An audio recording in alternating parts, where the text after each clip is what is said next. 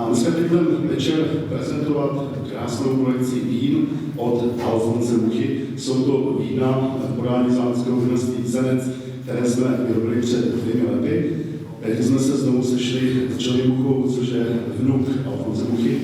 A my jsme ho znovu požádali o to, aby jsme mohli používat obrázky Alfonse Muchy na tichá vína pro Českou republiku. De facto dopadlo tak, že Johnny Mucha nám slíbil, že můžeme etikety Alfonse Muchy používat po celém světě. A tak dneska můžete vidět, už ne v premiéře, tam bylo vlastně předhodit, krásné vína, které můžete samozřejmě i potom ochutnat. A vybrali jsme dneska kolekci, která se jmenuje Roční doby, protože Alfons Mucha v roce 1896 a v roce 1900 namaloval roční doby, kde je označil jako jaro, léto, podzim, zima.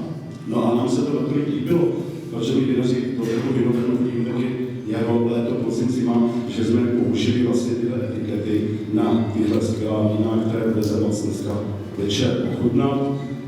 Dneska večer se taky chutnají na velvyslanectví v Indii, kde mají taky svou premiéru. No a minulý týden se chutnají na velvyslanectví ve Švédsku, což je velký úspěch, že se nám podařilo přesvědčit naše politiky, že by měli na velvyslanectví prezentovat vlastně moravská vína, no a si k tomu přijdu ještě Alfons Mucha, tak se to podařilo, to bylo sice 2 roky, ale je to tak.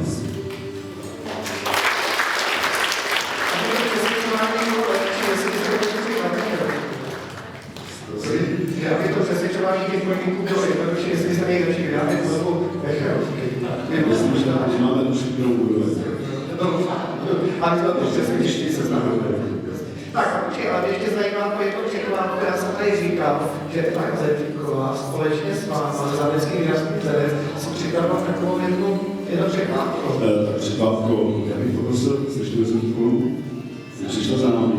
A to překvapko, ani není takové překvapení, ale já bych poprosil slyšeli Zetvíkovou jedna podepsal na tohle zájmu, kterou my věnujeme diakonii, protože potom 3 kartonky, věnujeme diakonii a diakonie určitě dá do nějaké dražby, aby se vydražili. No samozřejmě bude krásné víno, dostanou krásnou blahosečnost ze skutečně.